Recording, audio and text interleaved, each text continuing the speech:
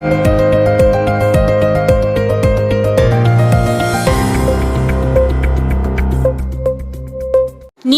সরকারের দায়িত্বে থাকার কোনো ইচ্ছে নেই ডক্টর মোহাম্মদ ইউনূসের।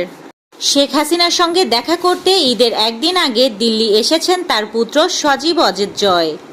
নির্বাচনের সময় যত ঘনিয়ে আসছে, উত্তপ্ত হয়ে উঠেছে দেশের রাজনীতির মাঠ। সম্প্রতি প্রধান উপদেষ্টা ডক্টর মোহাম্মদ ইউনূস আগামী বছরের এপ্রিলের প্রথমার্ধে জাতীয় নির্বাচন অনুষ্ঠিত হওয়ার ঘোষণা দিয়েছেন। এই সময়সীমা নিয়ে রাজনৈতিক অঙ্গনে নতুনভাবে আলোচনা শুরু হয়েছে। বাংলাদেশে কোরবানির পশুর চামড়ার দাম নিয়ে এবারও অস্থিরতার অভিযোগ উঠেছে। দেশের বিভিন্ন স্থানে বিপুল সংখ্যক কাঁচা চামড়া নষ্ট হওয়া কিংবা সরকার নির্ধারিত দামে বেচা কিনা করতে না পারার অভিযোগও করেছেন কেউ কেউ। যদিও চামড়া নিয়ে একটা অপতথ্য বিস্তার করা হচ্ছে বলে দাবি করেছেন বাণিজ্য উপদেষ্টা। বিশ্বের বিভিন্ন দেশে করোনা ভাইরাসের সংক্রমণ বেড়ে গেছে। দেশেও করোনা ভাইরাসের নতুন একটি উপধরনে আক্রান্ত হওয়ার সংখ্যা বাড়ছে। এটি ছড়িয়ে পড়া প্রতিরোধে 11 দফা নির্দেশনা দিয়েছে স্বাস্থ্য অধিদপ্তর।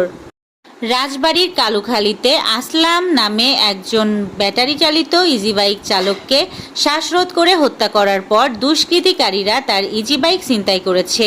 বুধবার সকালে কালুখালী উপজেলার চাঁদপুর চন্দনা নদীর ব্রিজের নিচে ভাসমান অবস্থায় তার লাশ উদ্ধার করে পুলিশ। নারায়ণগঞ্জের রূপগঞ্জ উপজেলায় ছাত্রলীগ নেতাকে ছাড়িয়ে নিতে ছাত্রদল নেতার গুলিতে নিহত হয়েছেন এক ব্যবসায়ী। 24 ঘন্টায় ভারতে করোনায় মৃত্যু 6, আক্রান্ত ছাড়ালো 7,000। ভারতের সঙ্গে সাম্প্রতিক সংঘাতের পরেই নতুন বাজেটে প্রতিরক্ষা ব্যয় 20% বৃদ্ধির ঘোষণা দিয়েছে পাকিস্তান। সংবাদ মাধ্যম ওয়াশিংটন পোস্ট এক প্রতিবেদনে এ তথ্য প্রকাশ করেছে। ইসরায়েলি হামলায় হত্যার শিকার এক ফিলিস্তিনিকে অ্যাম্বুলেন্সের অভাবে গাধার পিঠে করে নিয়ে যাচ্ছে স্বজনেরা। অবৈধ পথে ইতালি যাত্রা, 7 মাস নিখোঁজ 12 যুবক, সাগরে নাকি ডাঙায় জানে না পরিবার। বাংলাদেশ দলের অনুশীলনে ফাহামিদুল ইসলাম শামসুল হক। ঘরের মাঠে সিঙ্গাপুরের কাছে ম্যাচ হারের হতাশা যেন ঘিরে ধরেছে বাংলাদেশ দলের ফুটবলারদের। হামজা চৌধুরী, সমিত সোম, জামাল ভুঁইয়াদের মতো ইতালি প্রবাসী ফাহামিদুল ইসলামেরও মনটা খারাপ। বাংলাদেশের গোলরক্ষক মিতুল মার্মা, শামসুল হক গোল পোস্টের নিচে নিজেকে প্রমাণ করেছেন একাধিকবার। এই ছিল আজকের শীর্ষ সংবাদ।